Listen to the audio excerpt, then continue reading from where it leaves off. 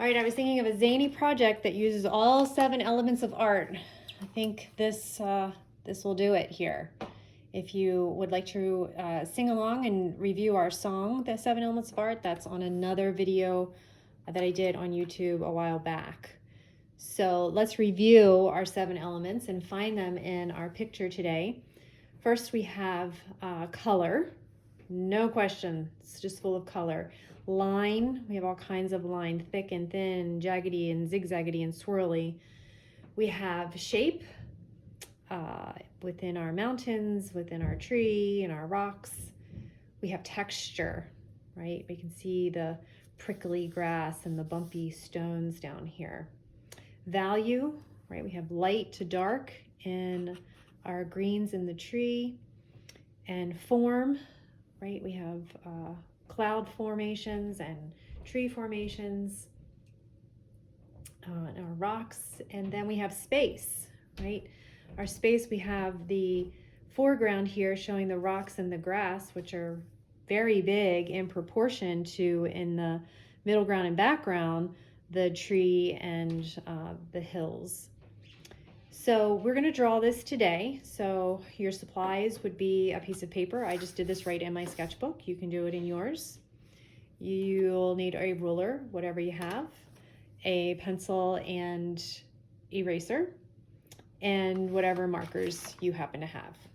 Okay, so go ahead and gather your supplies. You can put this on pause and then come on back and we will go through creating this 7 elements of art picture here. All right, so get yourself all situated.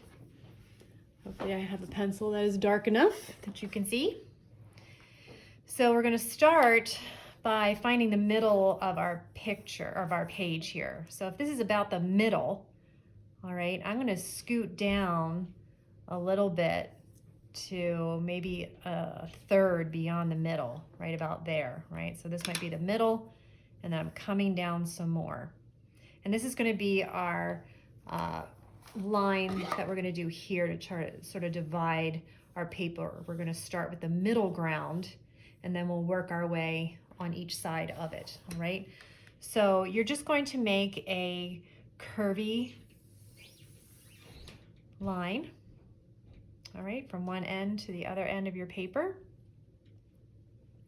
And then we are going to come down and start with our rocks.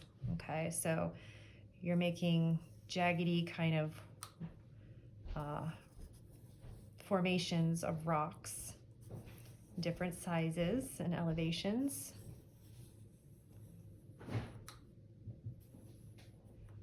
Okay.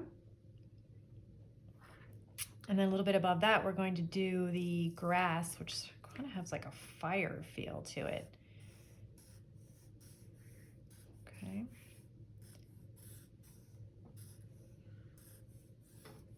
Like that. All right, so we have rocks, we have our grass, and then we're gonna make some more of these kind of rows here. So I'm going to follow the same line that I started here, and I'm going to try to think of keeping it the same width as I draw that. So just kind of paralleling that line. So just use your artist's eye and make as many as you need to get down to the lowest part of your grass. So this line might start getting broken as we bump into the grass lines, and that's fine. And probably one more.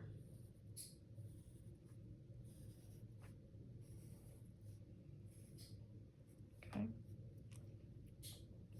All right, so that's the foreground. This is our middle ground. We're going to create our tree next. So your tree is going to go on this side of your paper, on the right-hand side, and we'll start with the trunk of the tree. So probably I'm going to start about maybe here for the trunk of my tree. So it's sort of in the middle between here and here, depending on, you know, where your curvy lines landed. It's okay if it's a little bit different. So So we're going to draw one side of the base trunk of the tree, and we'll do the other side. All right, and here's the bottom roots. And then we'll give it some branches that'll disappear into the leaves like that. Something like that, all right? And then we're gonna create the top of the tree, all right?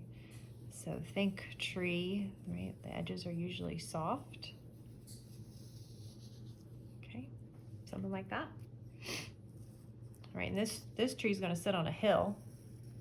So go ahead and draw an arc around each side.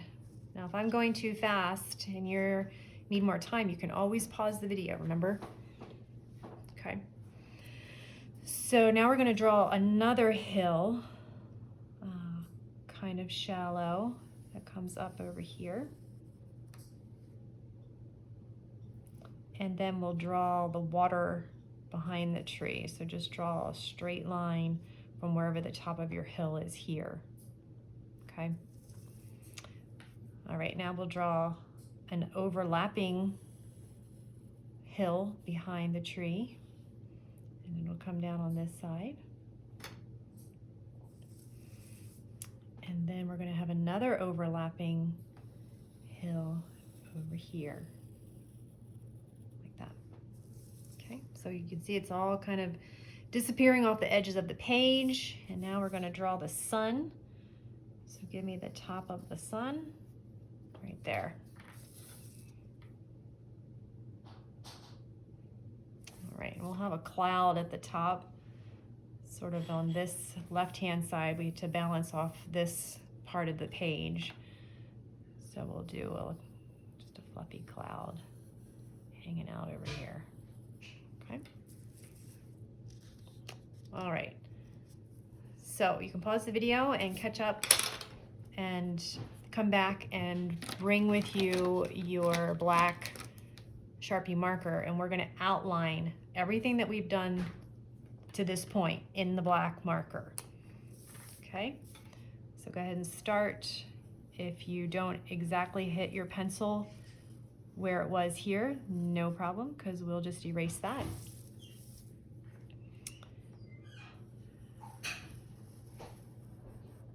So I'm gonna go over my tree. This.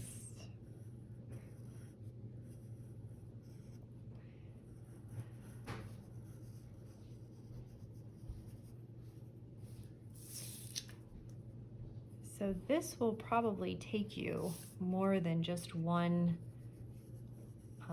sitting down of your art time today, and that's okay. Work on a little bit, and when you start feeling tired, then go ahead and take a rest. I don't like the arc of my sun here. I'm gonna try to fix that before I permanently put it on there. Maybe I'll make it a little bit lower. Give it more of an arc. Yeah, I like that better. Okay. Right, so I'm gonna put this here. Here comes my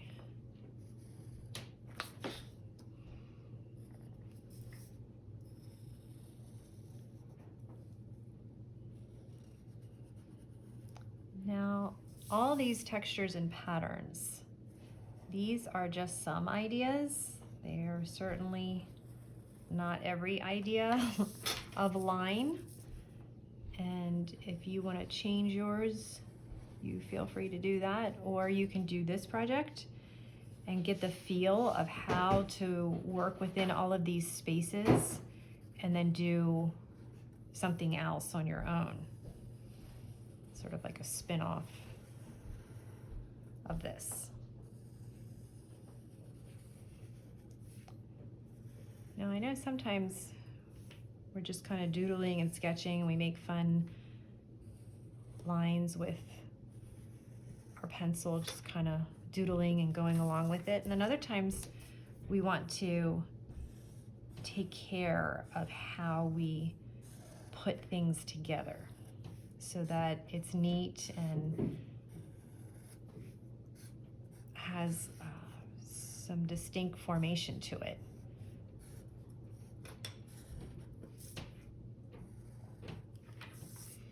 So I'm going to go over with you how I accomplished these textures, because it's hard to just slap them on there. Like, you might feel like, oh, I can just go for it and get my markers out and just do it with my markers. But I'm going to really encourage you to do it with your pencil first, because you're going to see that it's a little bit more involved than just putting a bunch of lines on here. Okay? So for instance, the rain that's coming down in raindrops, these are all spaced apart fairly evenly, all right? So to accomplish that, we would take our ruler, and this is good practice for some of you to use your ruler and think about, how do you want the slant? Let me move this other piece of paper here. How you want the slant of your rain, all right? So however you start it, you're just gonna work it across your top of your sky here, all right? So if I want my slant of my rain to be like this, all right, I'm gonna keep that going across. So I'm looking at it with my artist's eye. I'm thinking about space. Now, could you measure it out? Well, you could. My math gurus out there, you might enjoy that. And for others of you, you just might want to get the feel of using your ruler, because that can be tricky when you're trying to think about holding your pencil and placing your ruler in the direction that you want it and making these lines and moving it along. That can be a lot to think about. So this is your art piece, and you want to do the best that you can.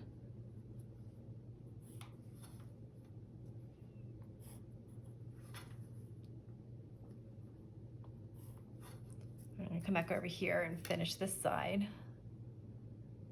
So I can go on either side of my ruler, right?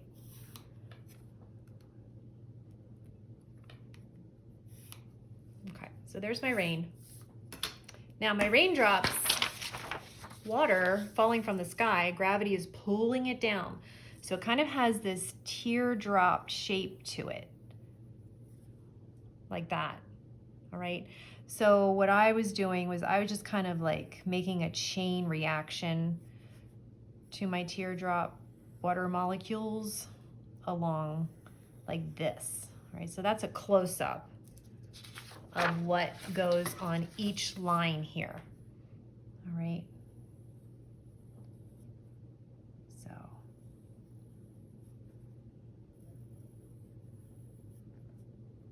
you're gonna do this, okay? I'm demonstrating it for you, but I'm not gonna take the whole video up because that'll make it super long. So you understand what I'm doing here, right?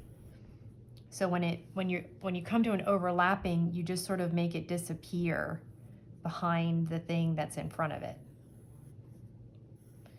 right? It gives that illusion of layers. All right, so you're gonna do that for all those lines there. Okay, now for the tree, I try to have the center piece right here, this bullseye right in the middle, because it really helps to give that spirally illusion. But start with the outside, okay? And then you're gonna work toward the middle. So let me show you. So you just draw an arc anywhere on the tree, and then you wanna try to space out the lines that mimic that same arc, okay?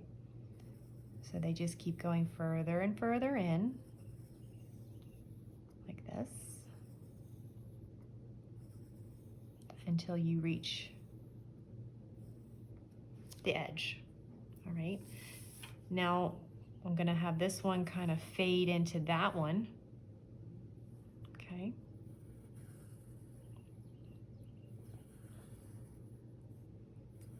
And you're keeping the lines spaced as evenly apart as you can get it.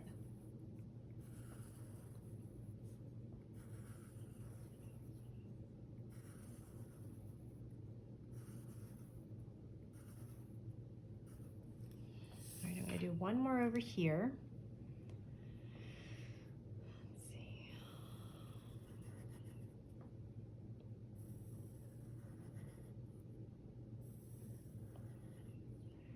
So as you're doing this, you can see why just kind of going for it with your marker could sort of land you into some trouble, just because your marker might slip, or you might make a line that's, you know, really wide and farther apart than another.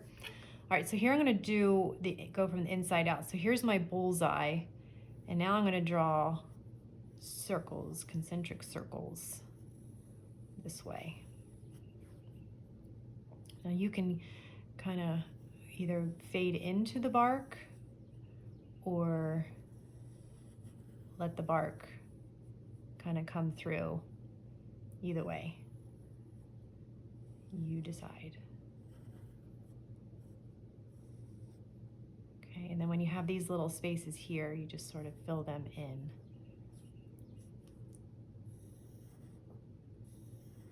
Like that.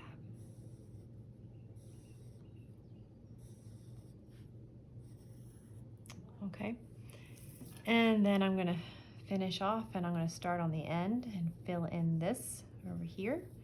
So you see I'm working in both directions, right? Oops, see, made a boo-boo, which is okay, right? Because I have a pencil and eraser. If I had my marker, I wouldn't be able to fix that.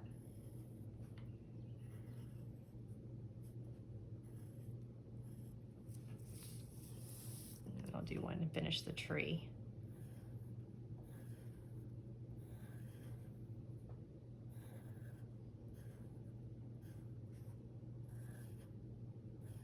Okay. Now for the base of the tree, I just kind of made like these little squiggly, squirrely S's and kind of a question mark type of a design. So just kind of spiral around. Maybe it looks like a fancy S or something. And again, you know, you can do whatever you feel like you want to do here.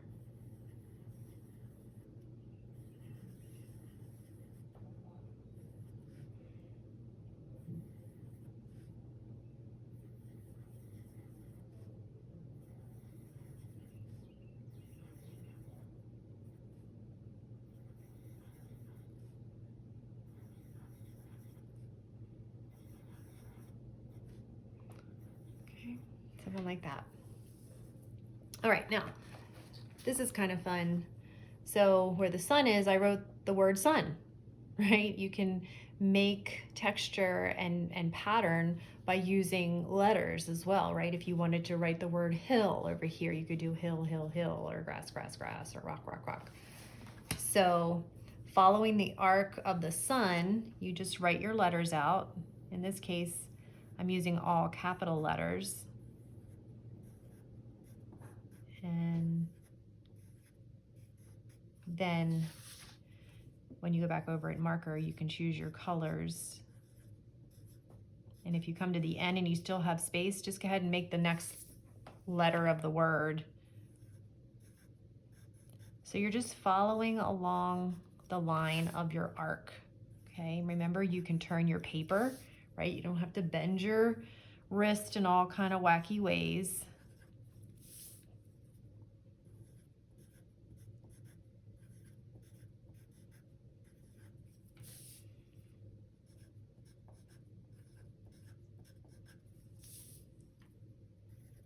All right, so you get the idea here. So the letters can just fade into the side. Even if you like wanted to start the word without the S showing, like it's tucked behind the hill there, you can make that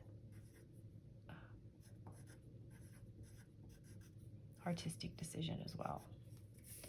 All right. right? So it gets smaller and smaller down here.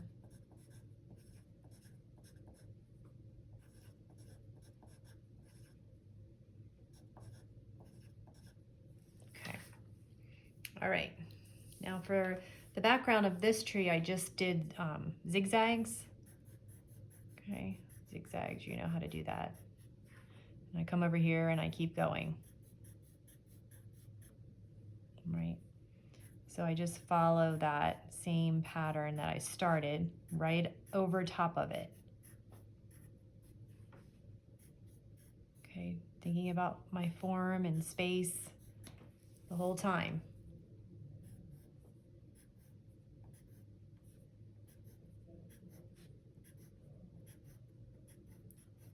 Okay, so you get the idea what we're doing here, right? And you just keep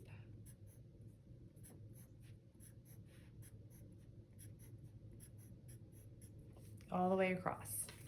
Okay, now for the hill here, I use like these little turtle shells, and I just want to show you how to get your turtle shells spaced so that it has that kind of layered overlapping effect there.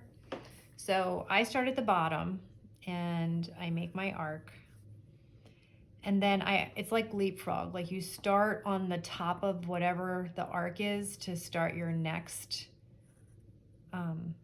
row.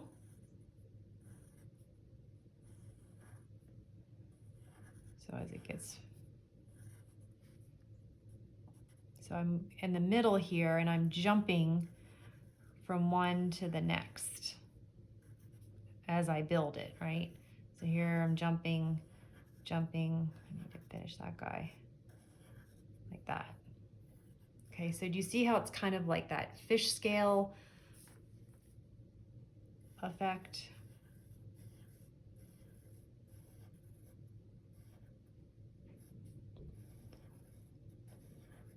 So you're gonna have to work with how big you're making these and the arc of your hill.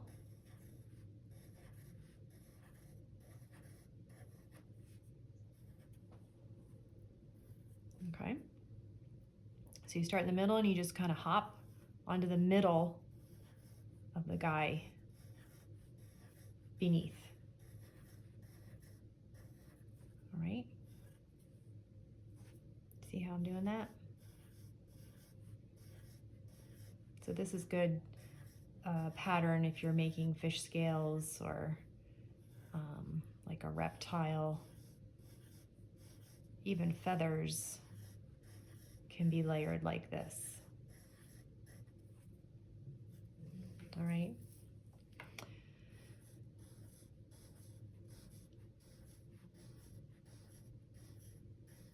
All right, you get the idea.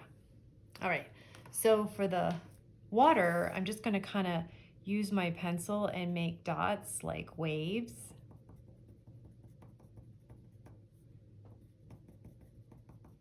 And just follow that pattern, and that'll show up when I use my markers a lot better. Okay, see here, I used two different blues to show value, but you can see the movement of the water this way when you go back over with your markers. All right, now for this hill, I did kind of a checkerboard here with the purple and the yellow. Now you can freehand it if you want, meaning you can just draw the line straight, or if you'd like to use your ruler and try that out, you'll want to make it straight and then figure out what kind of spacing you're going to want between each row. So whatever you do vertically, you're going to want to keep it the same width horizontally, approximately, right?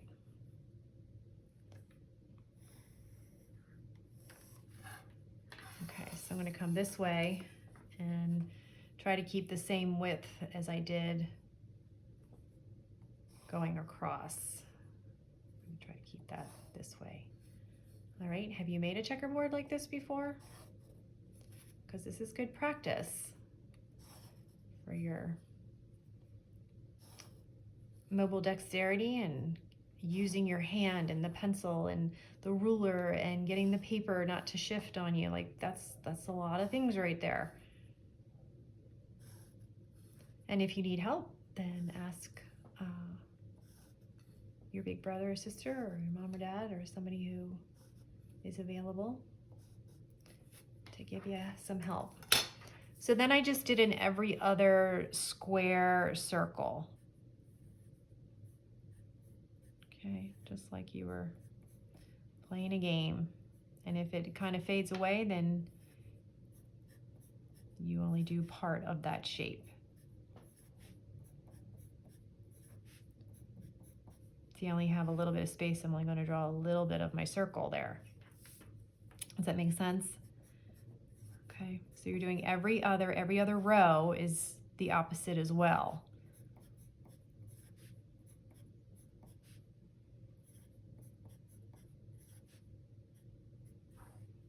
So I have a square here, so this row will start with a circle, right? There's a lot of thinking going on with this.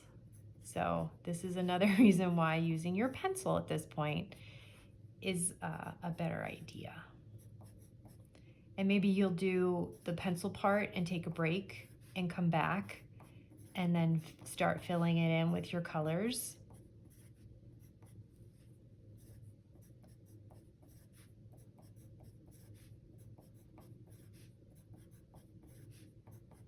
Okay, so you see what I'm doing here.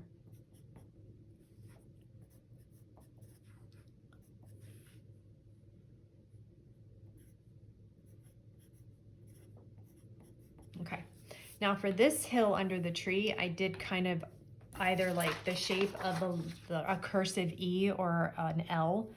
So it's just kind of a loop-de-loop. Okay, if you want to practice that before you put it on your sketchbook somewhere, you can practice like I have my practice paper here.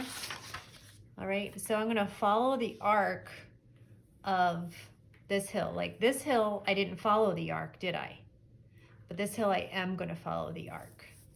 So I'm gonna start in one of the corners and just do that loop-de-loop. And I'm gonna come on the other side and complete that row. And then right underneath, I'm gonna start again.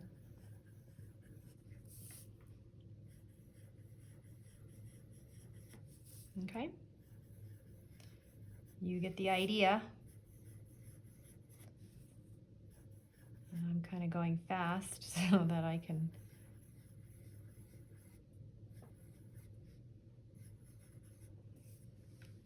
keep going here. All right, now these might be a little tricky, all right? So you see I have like these arrows that are running, like the arrows are running this way, and then they go and they turn in this direction. So in math, have you like looked at, like here's an arrow, right? This part of the arrow, one's going this way, one's going that way. Or in math, we might say this is a less than sign and a greater than sign. I don't know if you've done that yet, but think about these, you know, the points of the arrow. So in order to find that symmetry, you might want to just kind of cut your two lines in half, almost like a road. Okay, just to kind of help you see where the middle is. So that's the middle of these two lines here. So I'm going to draw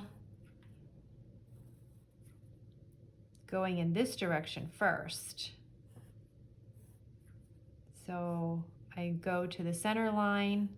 I'm thinking about my spacing in between each arrow point that I'm making here.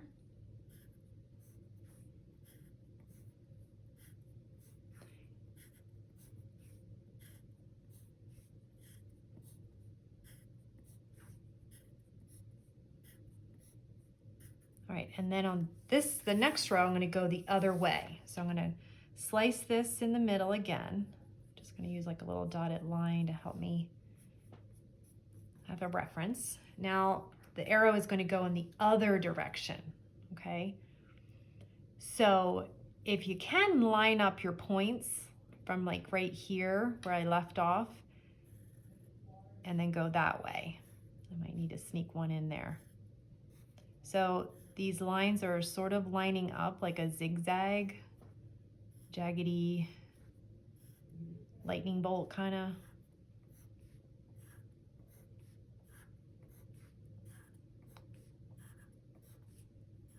Okay, do you see how I'm pulling this line down? I hope that's not confusing to you. When you're not with me, I cannot see your sweet little faces to know whether this is confusing or not. Okay, same thing.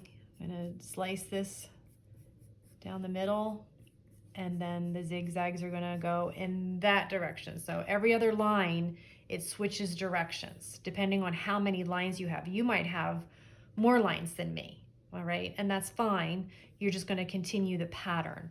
So now we're going to go in this direction, and I'm gonna hop off of this last line and go this way.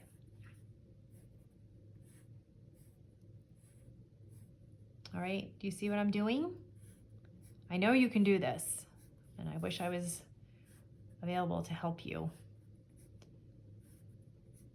because at first your brain might get a little bit confused, but I know that you can do this. Okay, so you're gonna finish this last one. Actually, I have two more. So I've got one going this way, then this way, then this way. Now this one's gonna turn back.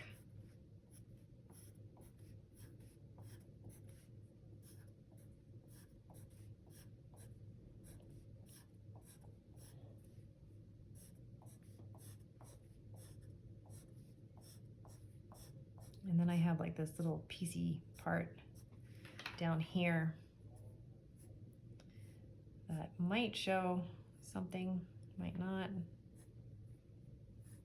A couple in here I can sneak in.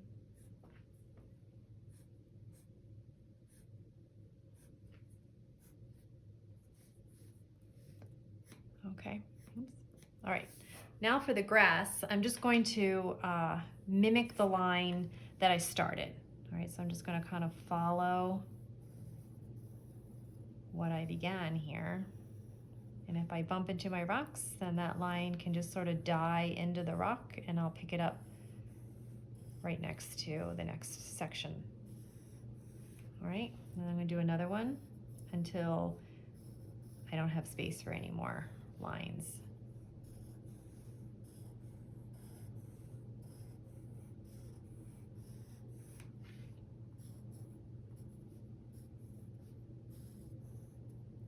So you just kind of want to follow that like an echo almost.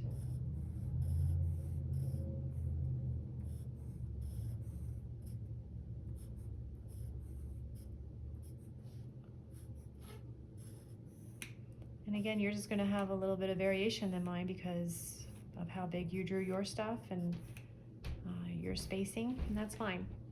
And then the rocks, we're just going to do big circles and little circles. Maybe not even circles, maybe just kind of organic, blobby things. Okay, something like that on each of these. Just adding texture. Okay. So you'll finish that. Now, the only two pieces that I only used one color marker was the trunk of the tree and the raindrops. Everything else has multiple colors in it. All right, I create value in the tree by using light green and dark green. I did all of these like sections as different colors. I chose 2 colors to do the checkerboard part.